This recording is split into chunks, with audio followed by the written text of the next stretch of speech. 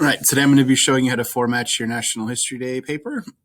So I took a look at the requirements and I made this document, which is attached to the list of resources that you can use to do this. So when you open up the template, this is an exact copy of the template assignment that's in your Google Classroom. So what you're going to do is you're going to go about 10 spaces down from the top of the document. Here's the title. Your title has to contain the word frontier, so it should include your topic and how it fits a frontier in history somehow. You can adjust this as small or as large as you need to fit on the page, but this is Arial or Times New Roman and size 30, so it's got to be one of those easy to read fonts. Down here at the bottom, this is about where this should be on the paper. So this should be towards the the bottom of that first page.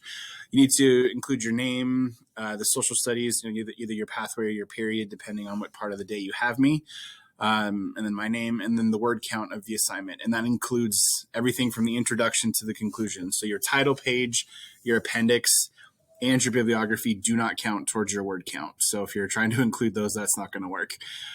These also need to be about size 12. So I did put here just kind of as a placeholder to show where these things go. These are the parts of the outline that you could put in here. Generally, this is how your paper should be formatted. So you put your introduction and your thesis statement first, then your body paragraphs, and then the conclusion.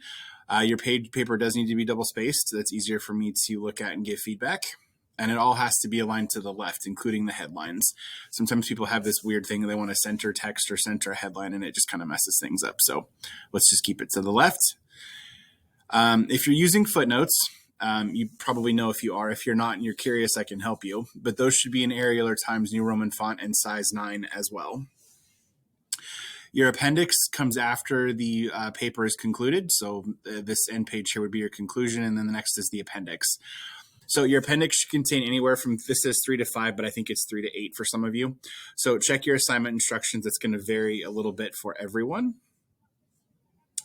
Next, after your appendix is your annotated bibliography. So I put this in here just as a placeholder.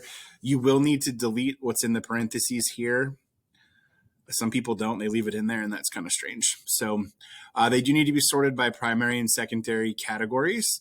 So you put your primary sources first in alphabetical order, and your secondary sources second in alphabetical order.